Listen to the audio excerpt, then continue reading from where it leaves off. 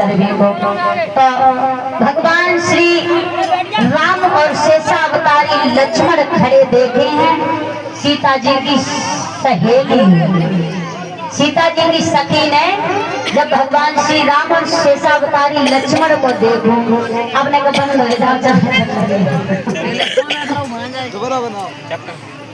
तो सीता जी की एक चक्र सहेली रहे, तो वह वहां से चली और भगवान श्री राम और शेषावतारी लक्ष्मण के पास में पहुंच गई। समझिए हो इधर पहुंची और टकटकी लगाए के भगवान श्री राम को देखने लगी। हाँ, भगवान श्री राम को देखने लगी और कुछ देर तक देखते रही और देखने के बाद फिर चुपचाप भाग के आएगी सीता जी के पास में और कहने लगी, ओरी बहना ए जिज्जी है पता तो यार मैंने कहा देखो। सीता कहने लगी, कहा देखो बता ना नकटी तू मेरे चौले आई रही है, बोल तो कहा देखो। तो सखी कहने लगी, बहन तो इन्हें मालूम बेई आए। कौन बेई? अरे बेई, अरे कौन बेई बताएगी कौन आया है? तो सखी कहने लगी, बेई आए। बेई कौन बेई आए बताएगी, बार बार बेई एक बात। तो सखी कहने लगी, बहन तो मैं नहीं मालूम भगवान श्री राम आए अरे फूल बाग में। और समझ आए के बोली, सुनो कि सुनारी गुइया बगिया में आए, बगिया में आए।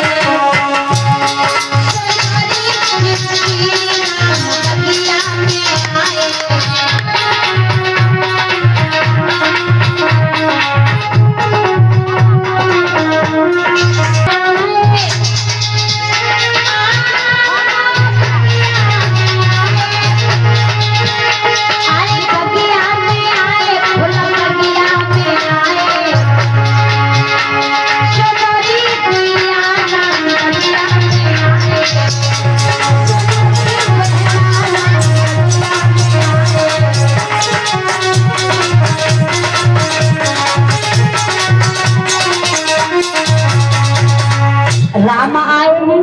हाँ, सीता जी कहने लगी, चलो दिखा चले कि झूठ बोल रही। तो सीता को लेके वो सखी आगे बढ़ी, भगवान श्री राम के पास में पहुंच गई। और राम के पास में पहुंच गई और सीता जी ने जो ही देखो है राम को, और राम ने देख लेकिन बोल कोई कछु पाऊ सुनाए रहे। कौन सा हाल हो गया? सीता और राम का वो हाल हो गया जैसे कोई गूंगो आदमी हो और पाए तुम बड़ी सुंदर बर्फी खवाओ या कोई फल खवाओ है, और फिर बाकी बाद में बस जब पूछो भैया जब बताओ जा कुछ स्वाद कैसो लगो है, तो बेचारा गूंगा है बोल तो पाएगा नहीं, तो सिर्फ क्या करेगा, हंस देगा है, थोड़ा मुस्कुरा देगा। अगर अच्छा भगवान श्री राम और सीता की हो चुकी है, एक दूसरे की तरफ देख रहे टकटकी लगाए के और एक दूसरे की तरफ देख देख के मुस्कुराए रहे मन ही मन में।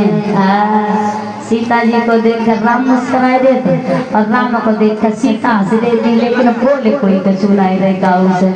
सही बच्चा तो सहेली कान लगी, क्या करने आए हो यहाँ फूल बाग में, क्या करने के लिए आए हो? सखी जो थी वो कहने लगी कि हम फूल नहीं तोड़ने देंगे। क्यों? क्योंकि तुम्हें नहीं मालूम है, सुनो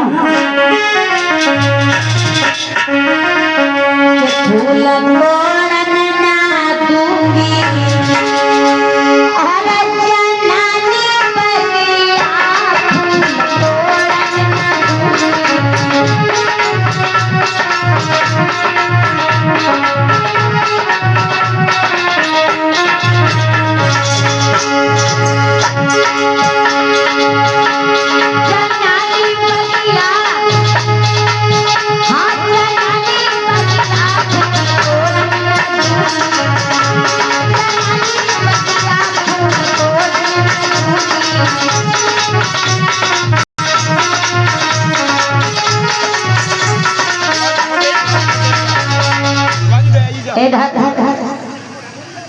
सीता जी पास में ही खड़ी थी। जैसे ही सखी ने कही कि हम फूल नहीं तोड़ने देंगे, ये जनानी बगिया है, यहाँ पर तुम क्यों आए हो फूल तोड़ने के लिए? तो सीता जी घुसका लगा लगी कि बताएं अभी सीता जी ने भगवान श्री राम को अपने विवाह हो जाए और इन्हीं प्रभु राम के साथ में वो धनुष टूटे। इतना कहने के जब ये मालूम पड़ा है महाराज जनक को कि फूल बाग में भगवान श्री राम के सावधानी लक्ष्मण और विश्वामित्र आ चुके हैं, तो आज भगवान श्री राम और लक्ष्मण और विश्वामित्र को जनक लेने के लिए आए हैं फूल बाग में। फूल बाग से ले जा करके पहुंचे हैं इधर जहाँ पर स्वयंवर की तैयारियां चल रही हैं। स्वयंवर है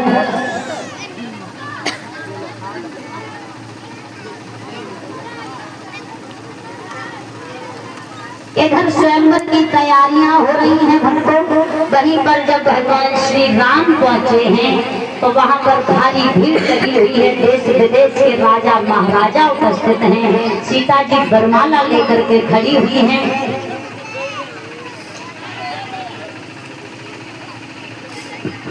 इधर बताया वरमाला लेकर के सीता खड़ी है और एक चौपाई कहती है जब भगवान श्री राम पहुंचे हैं उस सभा में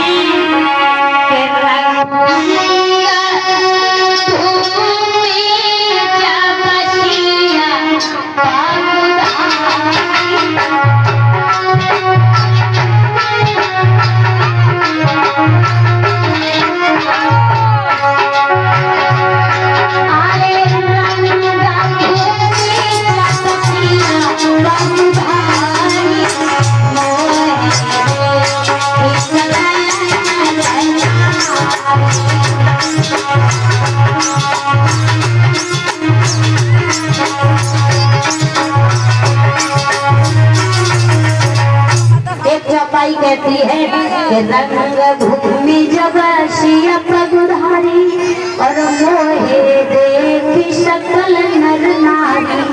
और एक चौपाई कहती है कि मोहिना नारी नारी के रूपा यही रीति रूपा। एक चौपाई को कहती है कि जब सीता जी रंग भूमि में जैसे ही सीता जी ने अपना पग रखा यानी कि जैसे ही आई तो सारे नर नारी उन्हें देख करके मोहित हो गए। और एक चौपाई कहती है कि मोहिना नारी नारी के रूपा एक स्त्री दूसरी स्त्री को देख करके कभी मोहित नहीं होती है। एक स्त्री दूसरी स्त्री की न तो कभी बड़ाई करती है और न कभी एक दूसरे को देख करके मोहित होती है। फिर इस चौपाई में कुछ छिपा हुआ है। क्या छिपा है कि भगवान श्री राम जब उस रंग भूमि में आए हैं तो बताया है कि रंग भूमि जब सिया पगधारी। पगधारी ने कहा गया है भगवान श्री राम को। और कब से भगवान श्री राम का नाम बड़ा पगधारी बताया कि जवानी नारी और अहिया नारी और तब ही नाम